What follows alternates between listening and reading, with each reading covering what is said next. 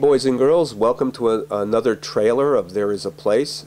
Once again, always keep your eyes and ears open for There Is a Place TV show, the episodes. Maybe you've seen one or a few, I don't know. If you have, if they're on where you are, but keep a lookout for them. There will be, okay. They're around a half hour long, and I think you'll find them very interesting and entertaining. By the way, There Is a Place. We're for a peaceful revolution. Okay, we're moving towards ending the market economy democratically at the ballot box. We're moving towards setting up a new type of society, a democratic economic one. And what that means, economic democracy, is the workers owning and controlling the means of production democratically. Okay, in other words, they run the workplace, the workers, and they run it democratically. Okay, they run the government, and they run it democratically. You're no longer going to have an elite group, which make up less than 1% of the population,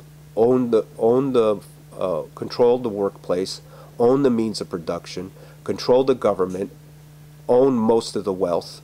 Okay, those days are over. It's going to be owned and controlled by the workers. Anyway, today in this trailer, it's trailer 15. We're going to talk about Charles Chaplin, who critiqued the market economy in his work, and was looking for working towards a society in his art, in many of his movies, toward a truly democratic society, truly a free society, truly a society where workers are equal. And you could see that it's implied in his work. He was in his art working towards what we would call an economic democratic society. Anyway, boys and girls, I'm your host, the storyteller, so let's look at Charlie Chaplin here. He was born 1889, died 1977, okay, and he was talking about a character that appears in his movie. It's the tramp character. A tramp is a homeless person, by the way. They used the term tramp back then. A tramp, well, who the tramp was, he was a tramp, a homeless person, a gentleman, a poet, a dreamer, a lonely fellow, always hopeful of romance and adventure. Well, here's a person, and this is in my autobiography in 1964. Chaplin wrote this, talking about the tramp character. And if you look at that, think about what he was saying, how revolutionary his movies were, even by today, never mind the standards then, even by today's standards. In all of his movies, the homeless person was the hero. In so many of his movies, if you watch the movies, it's the implication the people who are hurting people are the capitalists. Okay, and it's the homeless person. It's very interesting. The poor person, a worker, who is the hero. Okay, he's the gentleman. He's the poet. He's the dreamer. He's out for events. It's very interesting. It's so true when you watch his movies. They're so moving. Okay. Very interesting. You can find this from Lita Gray Chaplin, My Life with Chaplin in 1966. Charlie Chaplin said, "I am known in parts of the world by people who have never heard of Jesus Christ." Yeah, that's the power of technology. During Jesus's time, even if you look at it, I mean, he could what Jesus had to say was only going to travel so far. Although most people of the world now know about Jesus, Nazareth. What's interesting, though, what Charlie Chaplin had to say, we're talking about during the 30s, 20s and 30s, 1920s, 1930s, and everybody in the world that heard of Chaplin and knew who he was. It was amazing if you think about it, and what made him so popular was his message. He was talking about basically power to the workers. That was his message, that the workers should own and control the means of production. And that's why he was so well known and so well loved. I mean, he took the workers' perspective. Basically, if you look at his movies, from The Kid, to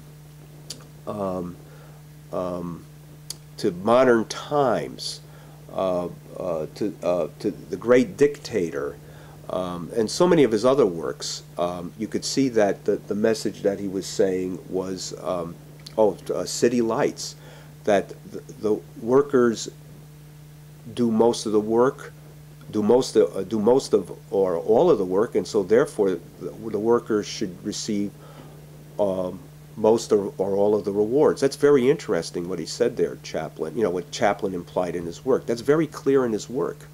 Okay, he's definitely speaking from a worker's perspective.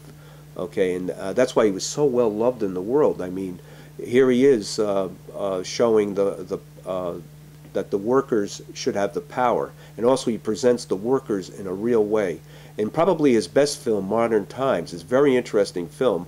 Most of the film is a silent film. Okay, they see, you know, the workers are silent. They're working in a factory, and he's showing the conditions in a factory run under capitalism. And what's very interesting about the film, you know, they show the workers, including himself. He's one of the workers.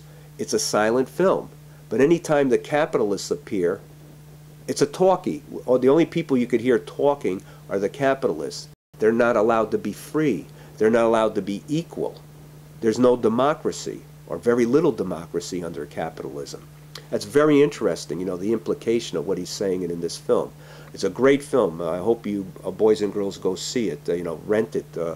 It's called Modern Times. As a matter of fact, all his films, because he speaks from a worker's perspective. And that is what economic democracy is. It's a worker's perspective. Okay, I told you where you could find these quotes. They're also found in Bartlett's Quotations.